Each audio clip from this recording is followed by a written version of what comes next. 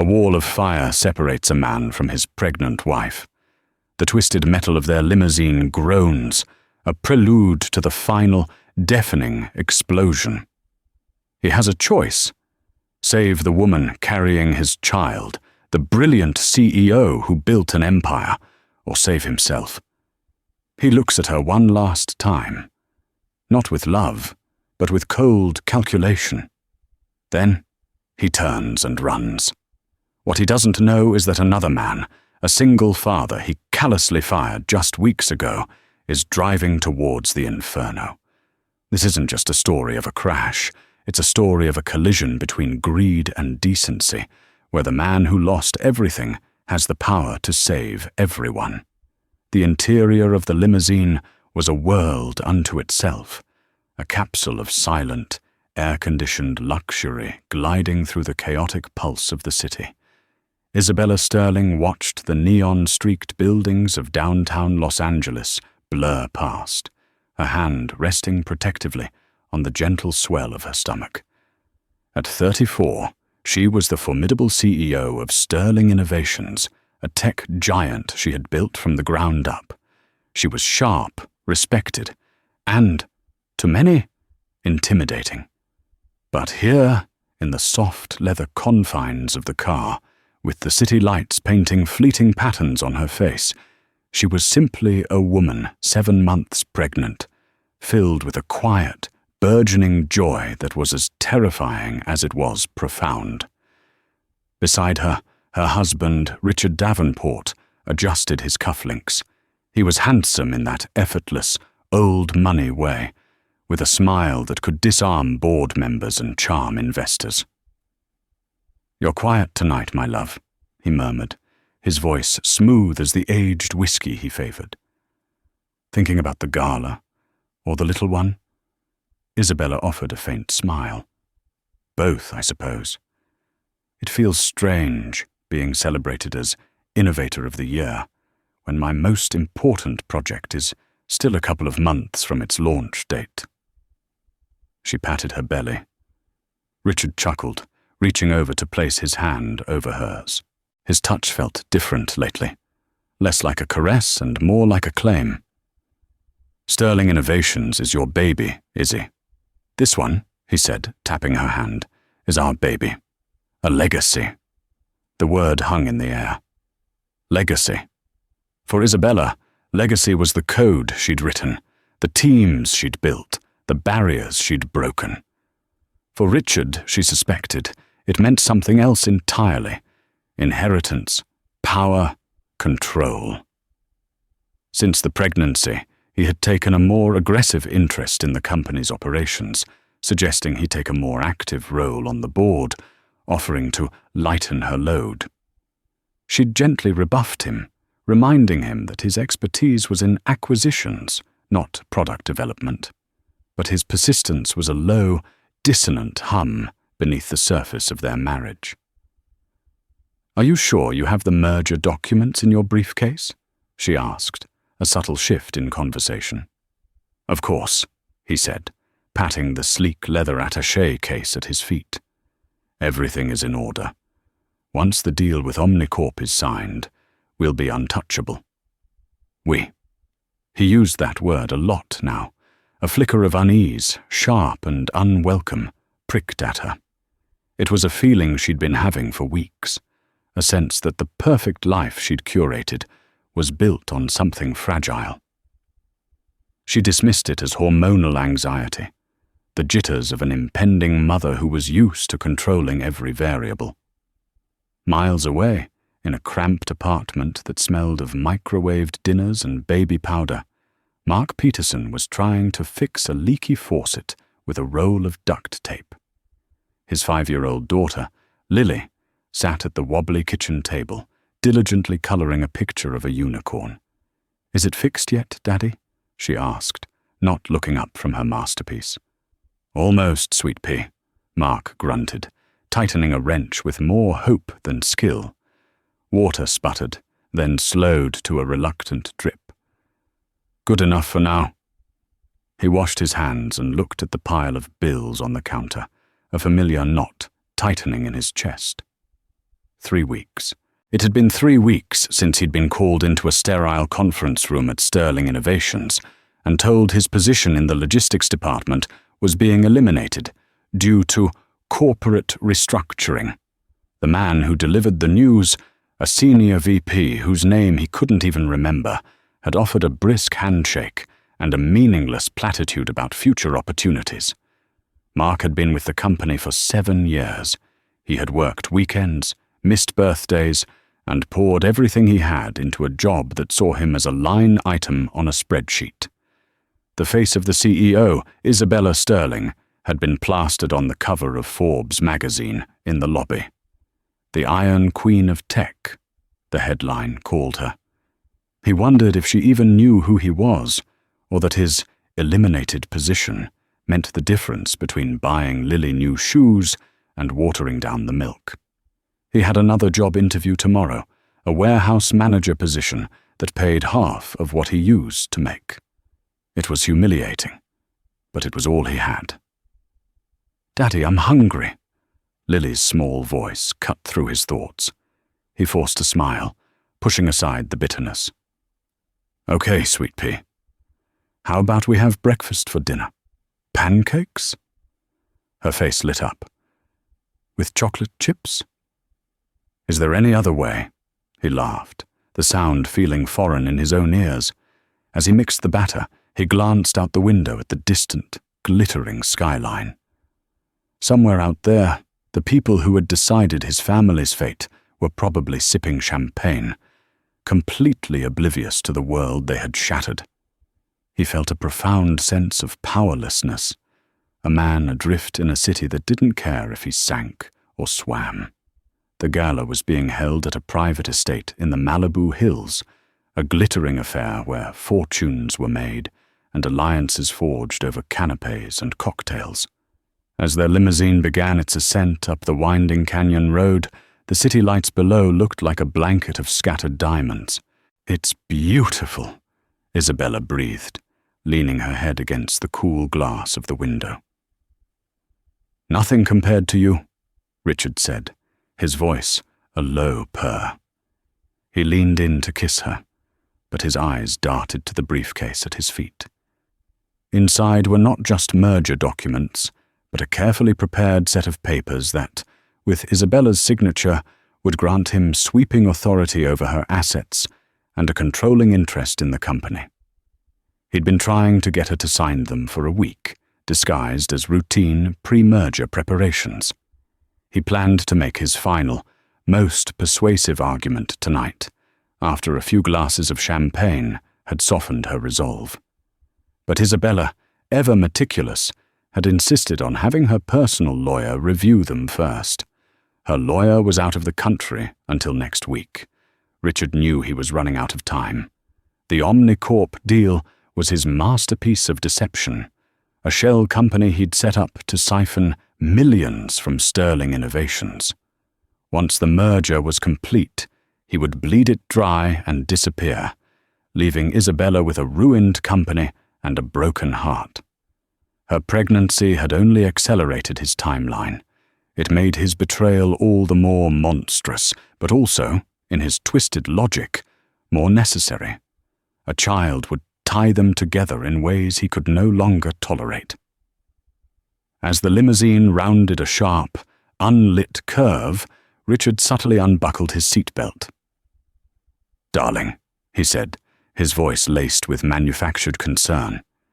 "You look a little pale. Are you feeling all right?" "I'm fine, Richard. Just a bit tired," Isabella replied, her eyes closed.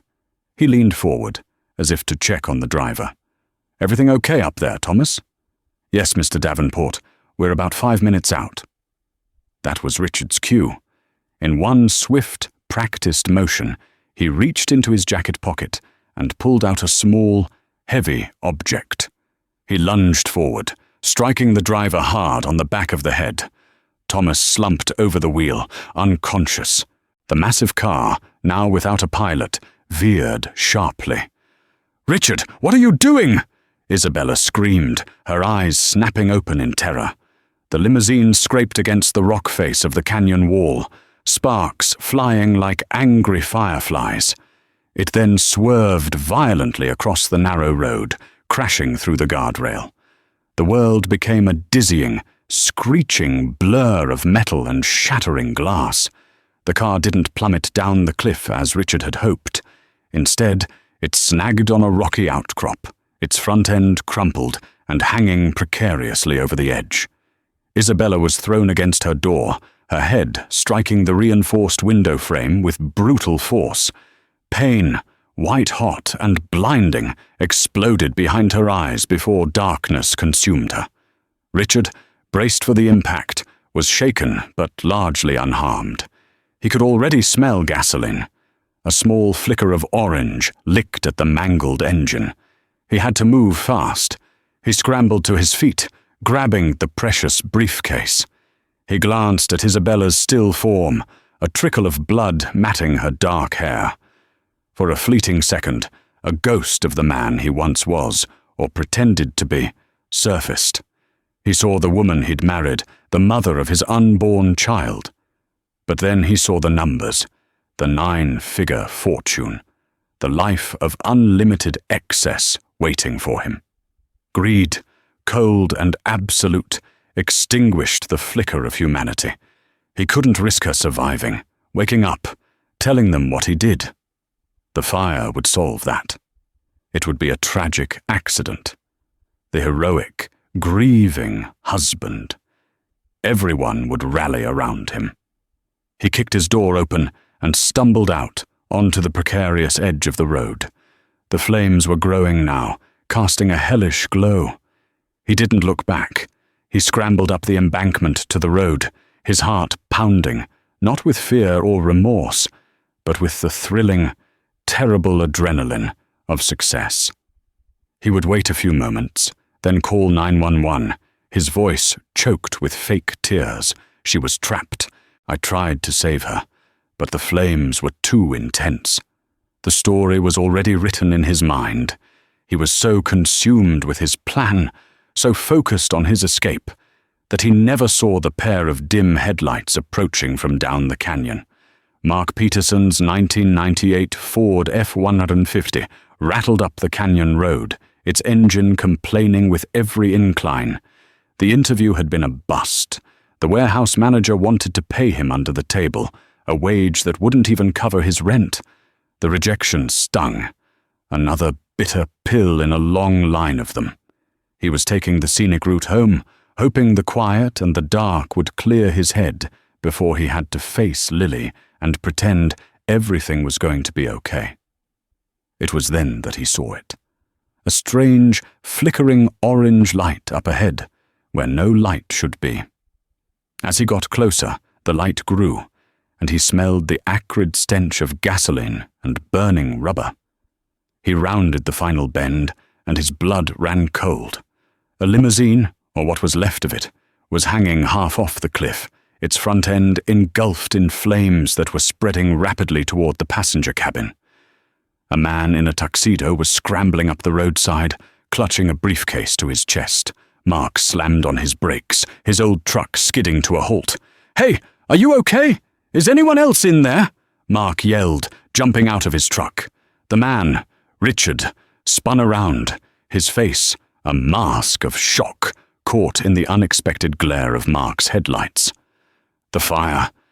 "It's too big. I couldn't get to her," he shouted, his voice a theatrical blend of panic and grief.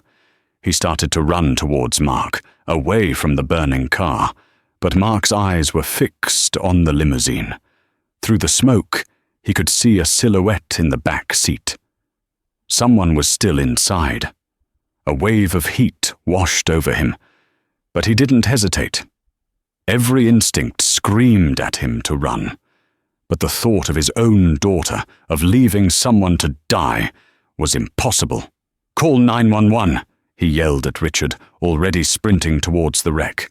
He reached the limousine's rear passenger door. It was wedged shut from the impact. The fire was roaring now, a living, breathing beast consuming the vehicle. He could hear the sickening groan of stressed metal.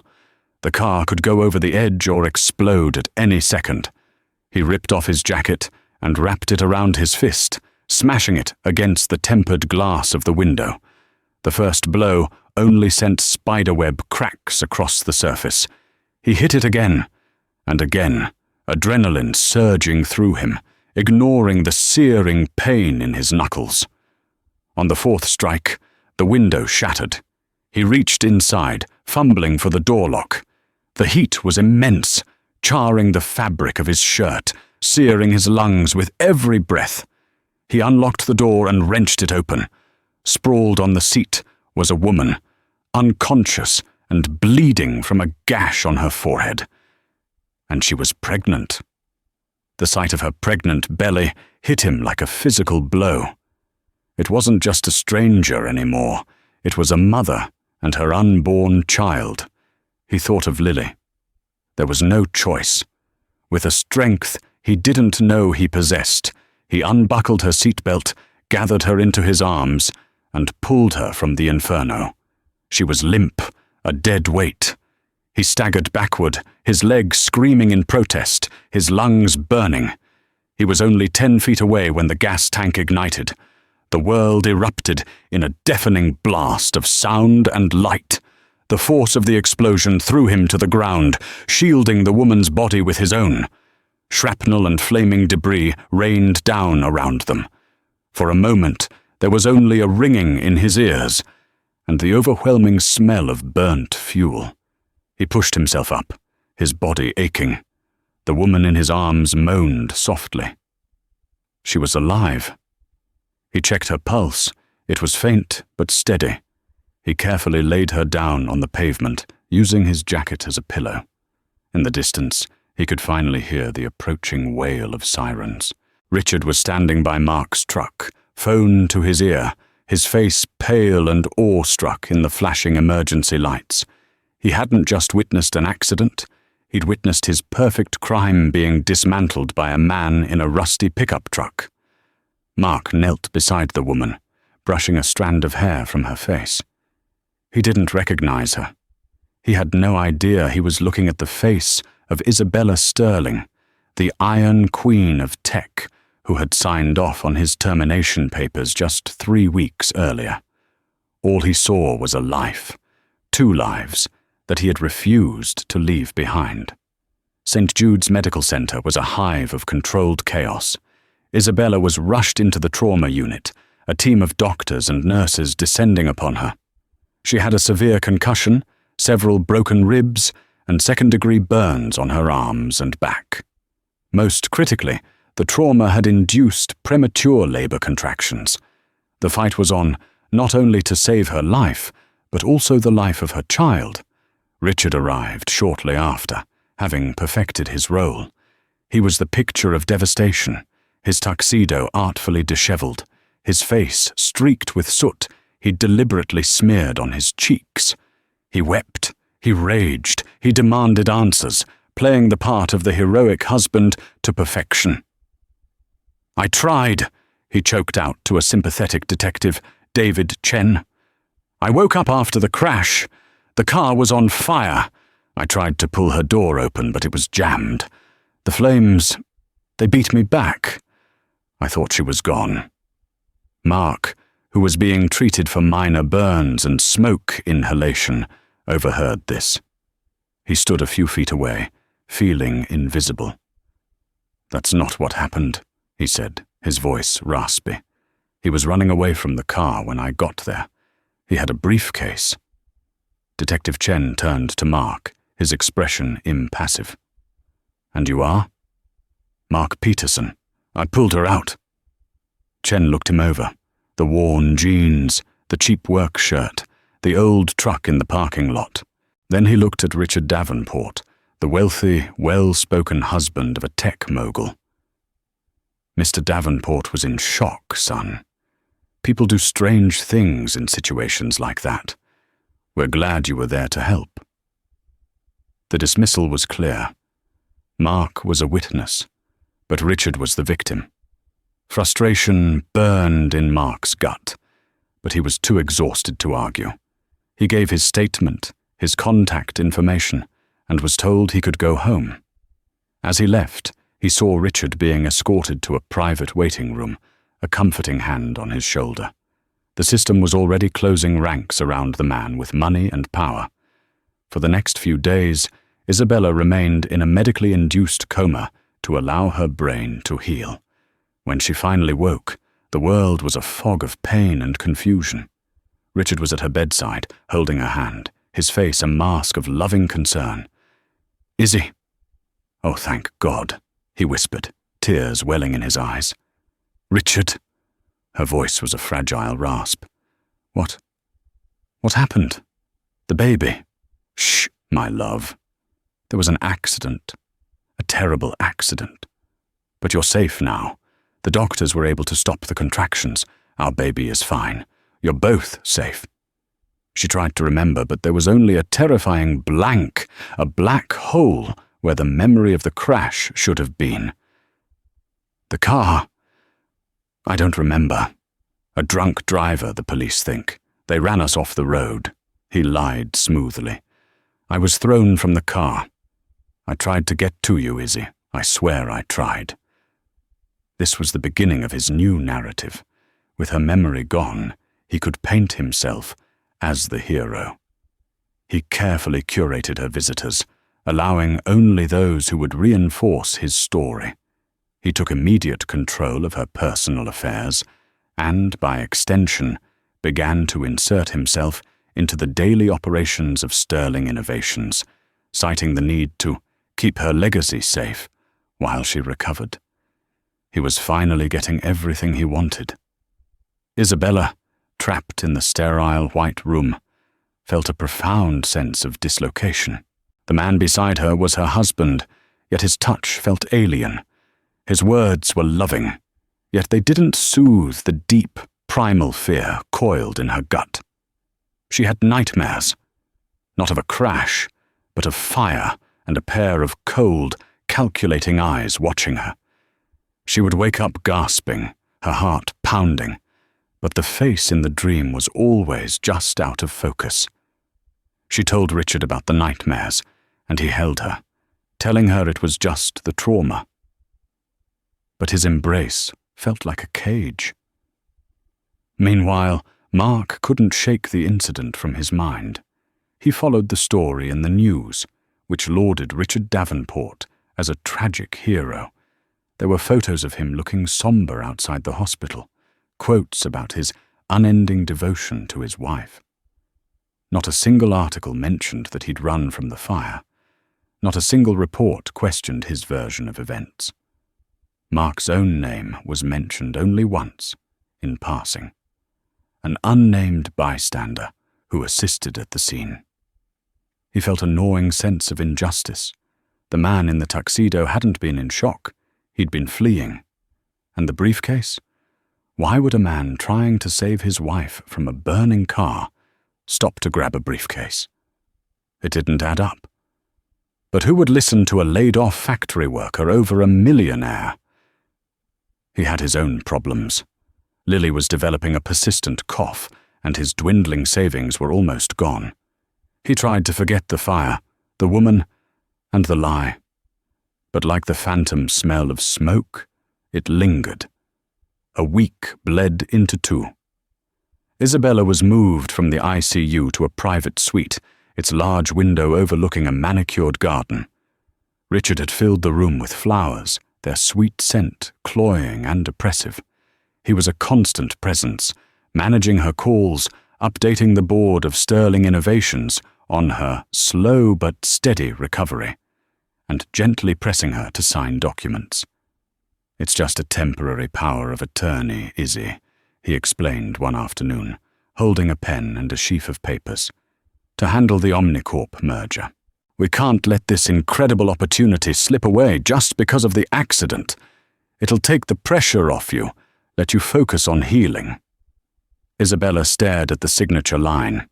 The fog in her mind was beginning to lift, but her memories were still fragmented, like broken glass. Yet her instincts, the razor-sharp instincts that had made her a CEO, were screaming. "My lawyer, I want Michael to see these first," she said, her voice stronger than it had been in days. Richard's smile tightened almost imperceptibly. "Michael is still in Japan. This is time-sensitive, darling. It's for the good of the company. Our company." "Then it can wait until he gets back," she stated, her tone final. She turned her head to look out the window, a clear dismissal. Richard clenched his jaw, forcing the smile to remain. "Of course, my love. Whatever you want." He gathered the papers, his movements stiff with frustration. The mask was beginning to slip.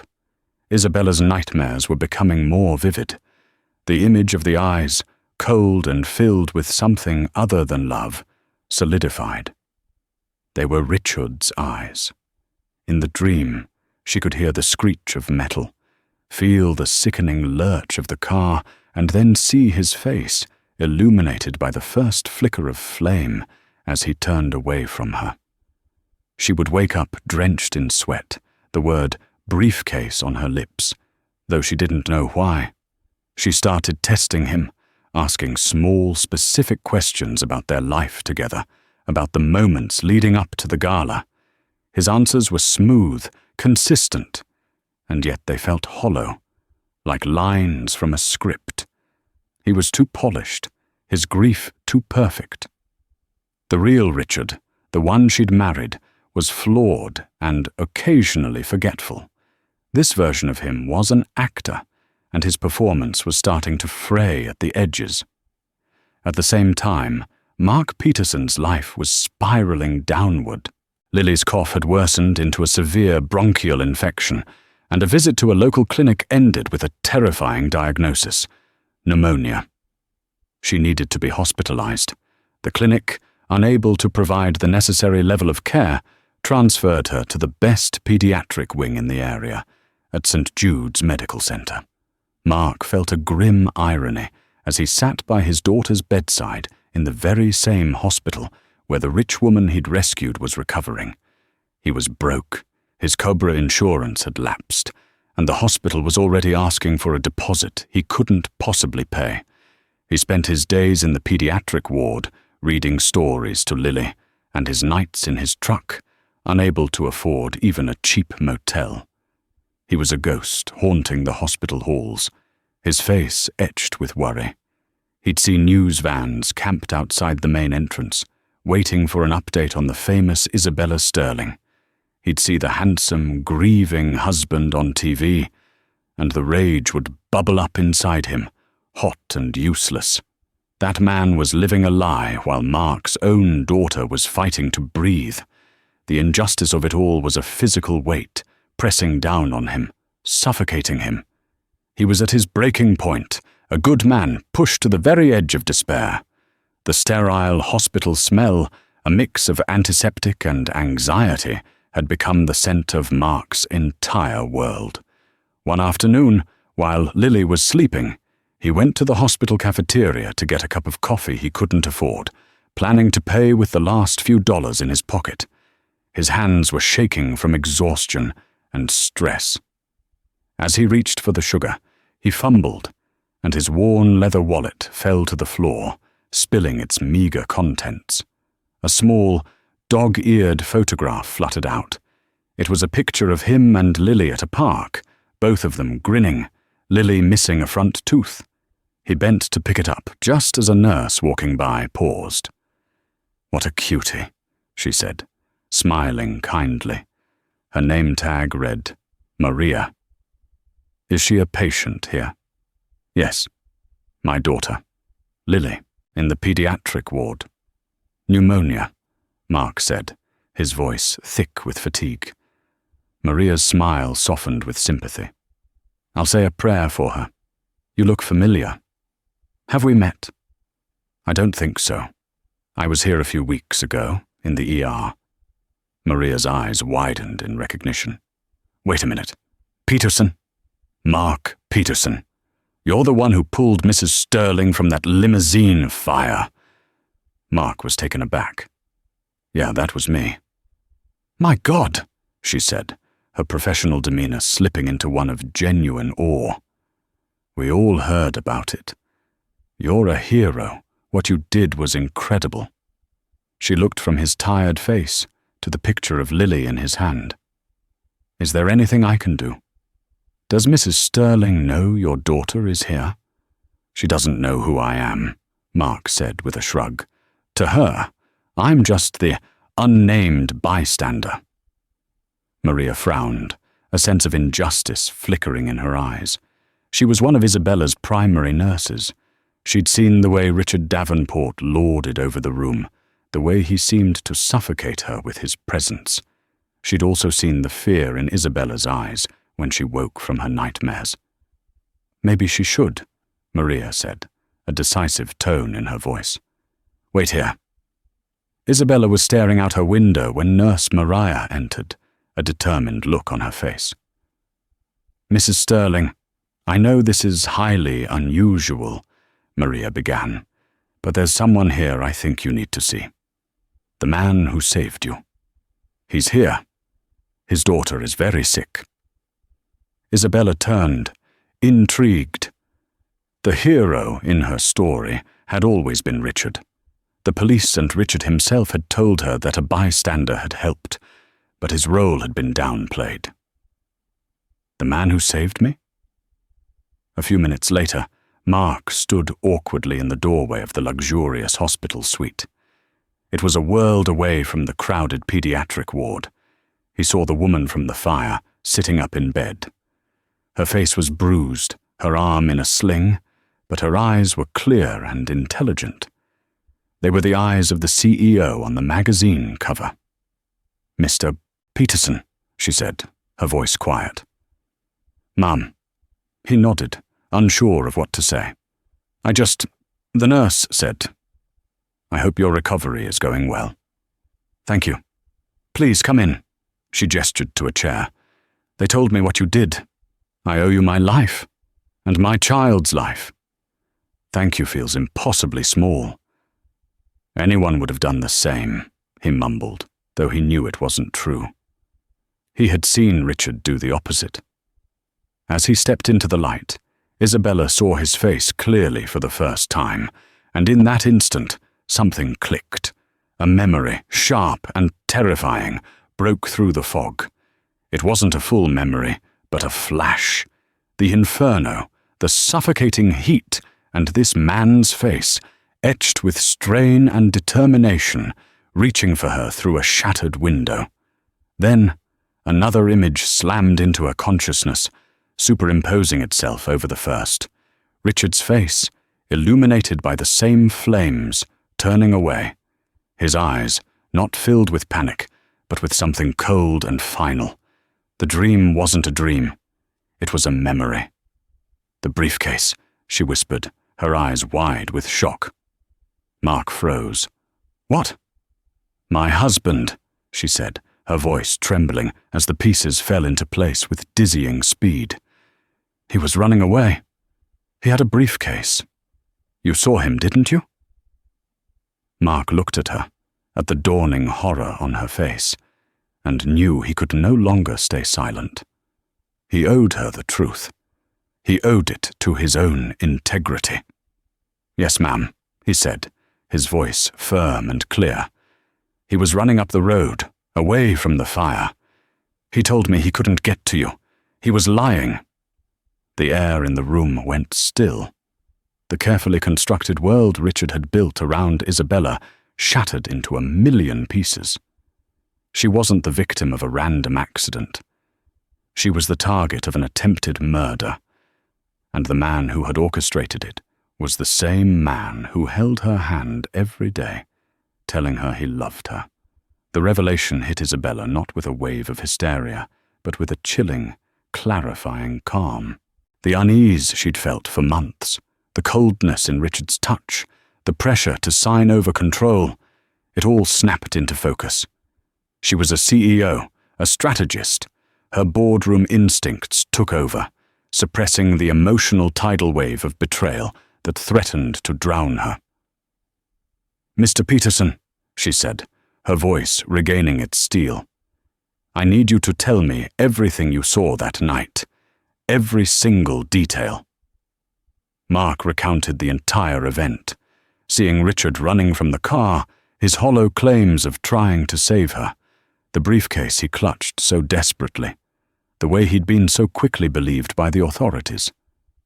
Isabella listened without interruption, her mind processing, analyzing, and formulating a plan.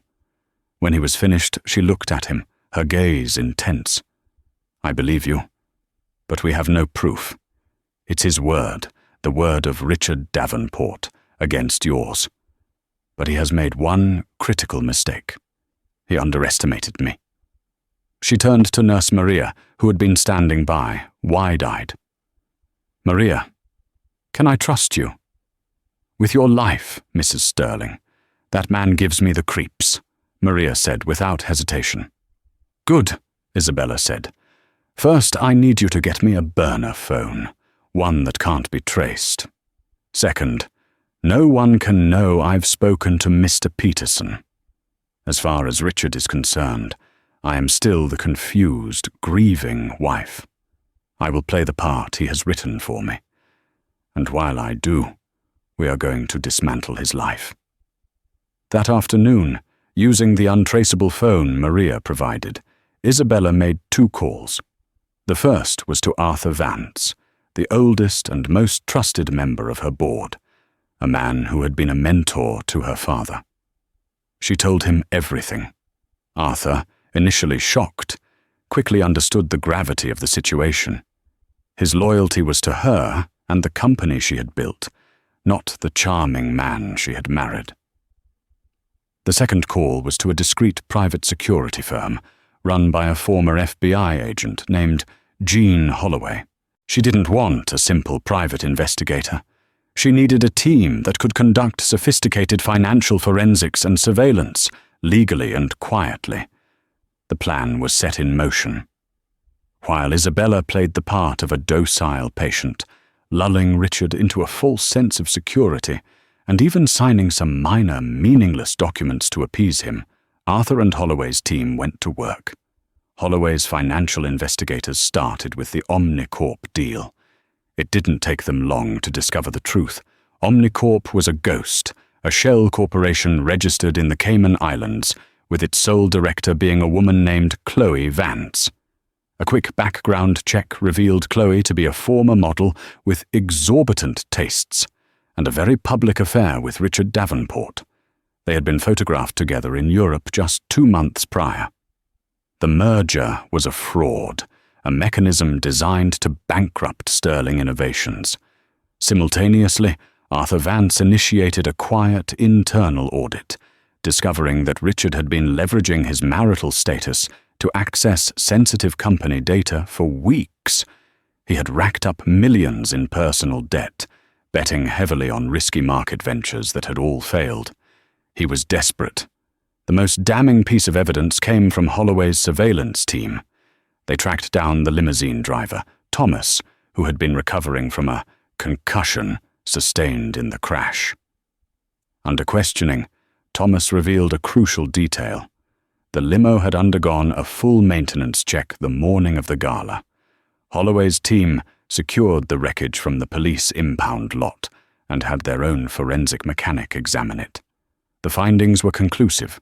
The fuel line had been deliberately tampered with, designed to rupture and ignite upon a significant impact. Furthermore, the driver's side seatbelt mechanism had been subtly altered to jam, while Richard's was untouched. While all this was happening, Isabella ensured Mark and Lily were taken care of. She had Arthur arrange for an anonymous donation to cover all of Lily's medical expenses, and secure Mark a room at a comfortable long-term stay hotel near the hospital. "You are my primary witness, Mr. Peterson," she told him over the phone. "I need you safe and focused. Let me worry about the bills." For the first time in months, Mark could breathe. Richard, oblivious, grew more confident each day. Isabella was becoming more compliant. The company was within his grasp, and his wife's amnesia was the perfect cover. He believed he had committed the perfect crime. He had no idea that the brilliant, formidable woman he'd tried to erase was methodically, patiently, and ruthlessly setting a trap from her hospital bed. 2 weeks later, Isabella was discharged from the hospital. She was still recovering, but the fire was back in her eyes. Richard drove her home to their sprawling mansion, a monument to the success he was so desperate to steal. He was attentive and doting, completely unaware that he was leading himself to the slaughter. "I have a surprise for you, darling," Richard announced a few days later. "I've called an emergency board meeting. We're going to finalize the Omnicorp deal. It's time for me to officially step in and lead the company while you rest. It's what you would want." "That sounds wonderful, Richard," Isabella said, her voice betraying nothing. This was the moment she had been waiting for. The next morning, the board members of Sterling Innovations gathered in the main conference room, a sleek, glass-walled space on the top floor of their corporate headquarters. Richard stood at the head of the table, beaming, the picture of a man in charge. He had the signed documents, the ones he believed gave him control, in his briefcase. "As you all know," he began, his voice resonating with false gravity. "Isabella's tragic accident has necessitated a change in leadership to ensure the stability of this great company. The Omnicorp merger represents a bold new future, and I am prepared to guide us toward it." As he spoke, the conference room doors opened. Isabella walked in, not in a wheelchair as he expected, but on her own 2 feet, her posture radiating power. She was flanked by her lawyer, Michael, who had returned from Japan, and Arthur Vance. Richard's smile faltered. "Izzy, what are you doing here? You should be resting." "I've rested enough, Richard," she said, her voice cold as ice. She walked to the head of the table and stood opposite him. "Before we discuss the bold new future of this company, I believe we should review the past." On the large screen behind her, a photograph appeared. It was of Richard and a beautiful blonde, Chloe Vance, laughing on a yacht in Monaco. Richard went pale. That's a doctored photo," he stammered. "Is it?" Isabella countered. "And I suppose the wire transfers from your personal accounts to hers are doctored as well? Or the incorporation papers for Omnicorp, your little shell company, listing her as the director?" One by one, slides appeared on the screen, detailing every piece of the investigation, the fraudulent company, the mountain of debt, the affair. The board members stared, their faces a mixture of shock and disgust. "This is insane," Richard blustered, his composure shattering. "She's not well. The accident has affected her mind." "My mind has never been clearer, Richard," Isabella said, her gaze unwavering. "I remember everything now. I remember you hitting Thomas. I remember you leaving me to die in a burning car." As if on cue, the doors opened again. Detective David Chen walked in, accompanied by 2 uniformed officers. With them was Mark Peterson. Mark's eyes met Richard's across the table. There was no fear in his gaze, only a quiet, resolute strength. "Mr. Davenport," Detective Chen said, his voice formal and grim, "we have a warrant for your arrest for the attempted murder of Isabella Sterling and Thomas Miller, as well as multiple counts of fraud. The forensic report on the limousine was quite illuminating." Richard stared at Mark, his face contorted with hate and disbelief. "You!" he spat. "The nobody from the factory. You did this." "No," Mark said calmly. "You did this to yourself. You just never thought someone like me would be there to see it." The officers stepped forward, cuffing Richard's hands behind his back. His facade of charm and sophistication was gone, replaced by the raw, ugly face of his own greed. As they led him away, a disgraced and broken man, Isabella walked over to Mark. "It's over," she said, a wave of relief washing over her. "I'm glad I could help," he replied simply. "You did more than help, Mark. she said, placing a hand on his arm. "You did the right thing when it would have been easier to do nothing. That's a quality I value more than any line on a resume." She turned to the stunned board members. "Ladies and gentlemen, the Omnicorp deal is, of course, dead. Our new priority is restructuring with a focus on integrity and employee value, and my first act as returning CEO is to announce our new Vice President of Operations, Mark Peterson. I trust his judgment implicitly." Mark stared at her, speechless. Vice President. It was a world he couldn't have imagined just a month ago.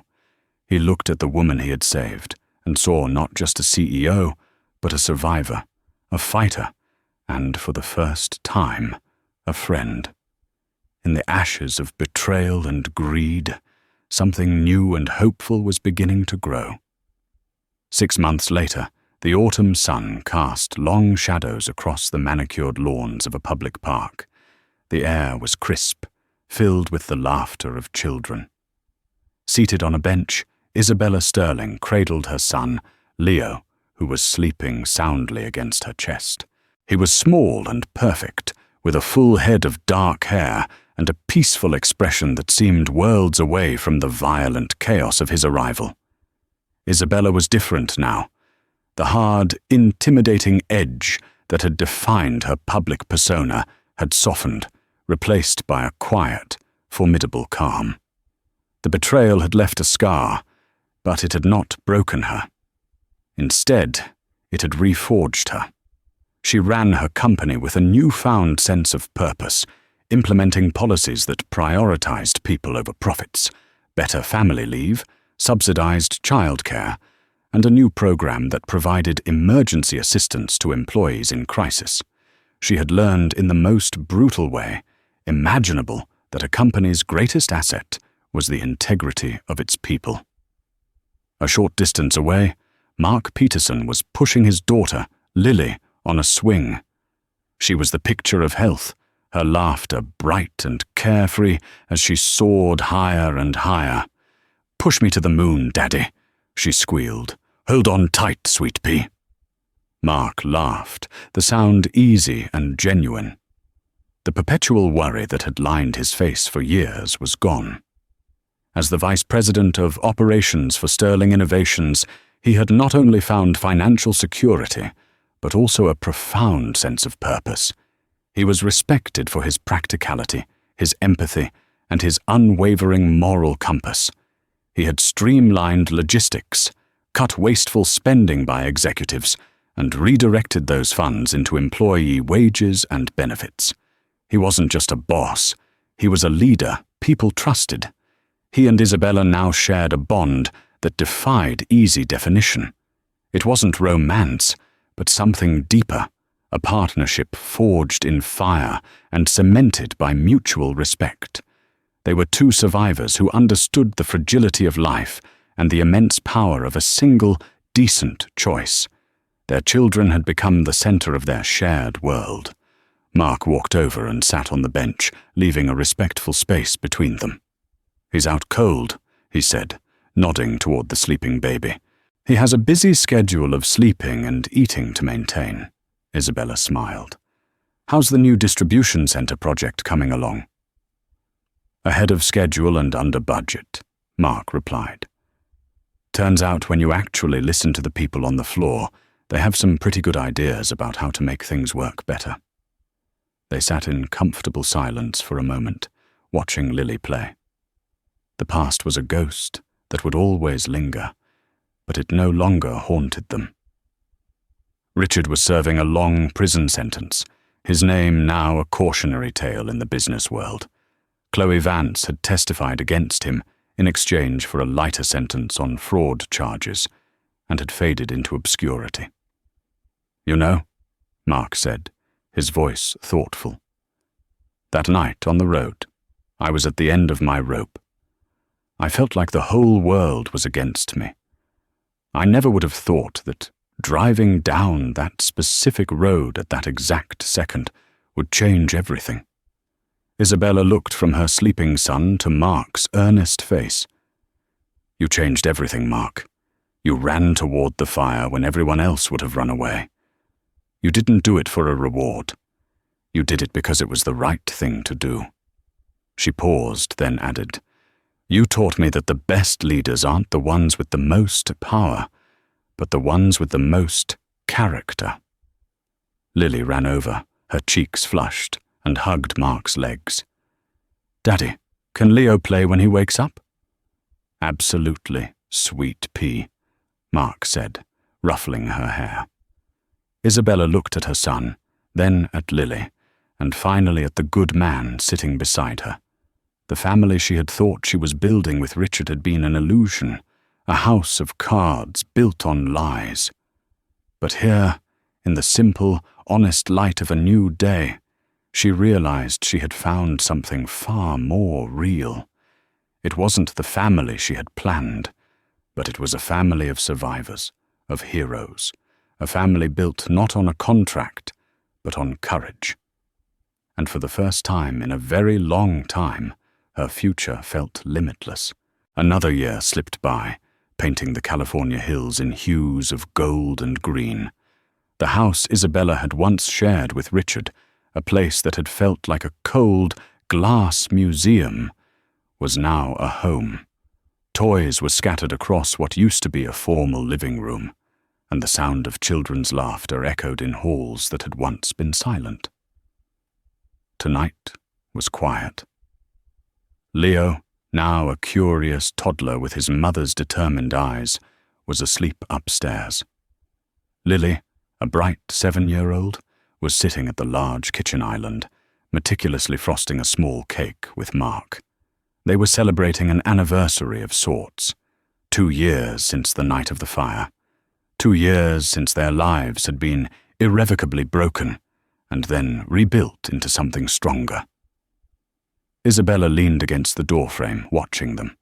Mark, her brilliant VP of operations, was patiently showing his daughter how to make sugar roses, his brow furrowed in concentration.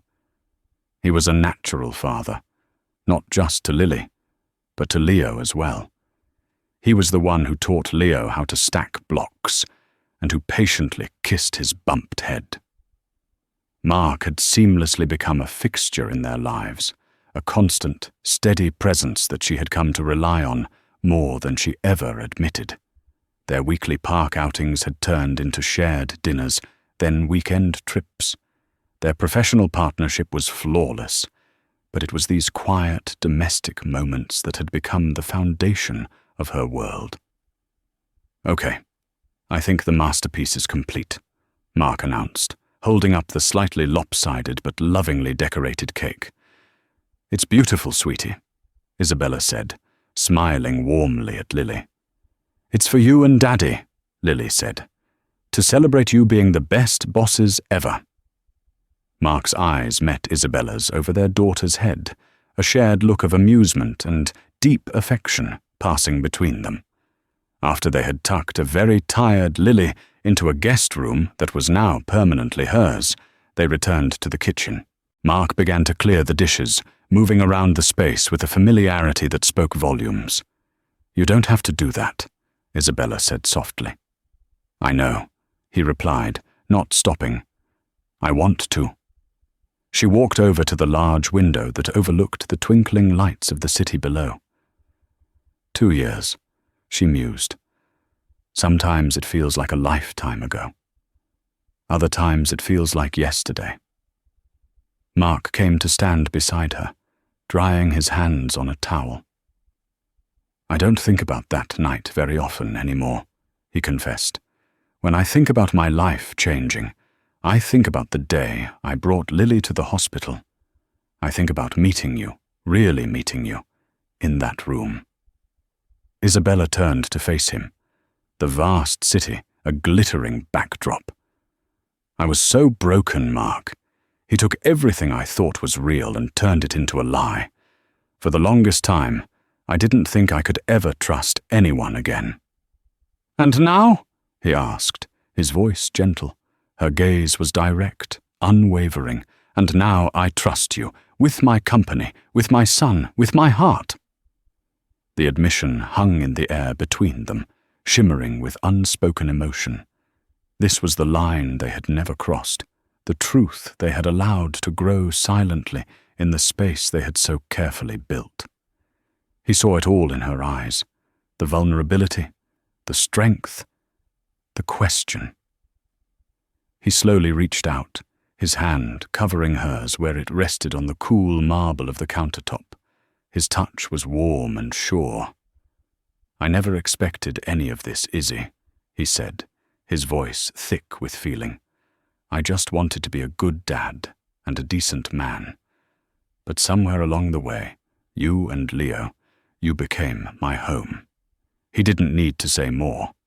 The years of shared glances, of unspoken support, of building a family from the ashes of betrayal, all culminated in this quiet moment. It wasn't a dramatic confession, but a simple, profound acknowledgement of a love that had grown patiently, organically, in the safest of spaces. Isabella's fingers intertwined with his. The gaping hole left by Richard's treachery had finally, completely, healed over. It was no longer a scar, but a memory. She leaned her head on his shoulder, the city lights blurring into a soft, beautiful glow. They weren't just survivors anymore. They were a family, whole and complete, standing together in the house on the hill, ready for the sunrise. That was the story of how a single act of courage changed everything. Mark Peterson, a man who was cast aside, proved that integrity is a currency more valuable than any stock option. Isabella Sterling, stripped of everything she trusted, found strength not in her wealth, but in her resilience and her ability to recognize true character. Richard Davenport's story serves as a chilling reminder that greed is a fire that consumes everything in its path, eventually burning the one who lit the match. Their lives, once on vastly different trajectories, collided in a moment of fire and twisted metal, proving that sometimes our darkest moments are rescued by the most unexpected heroes. If this story moved you, please take a moment to hit that like button and share it with someone who needs a reminder that good people still exist. Don't forget to subscribe and turn on notifications so you won't miss our next story of karma and redemption. What did you think of Mark's decision? Let us know in the comments below. Thank you for listening.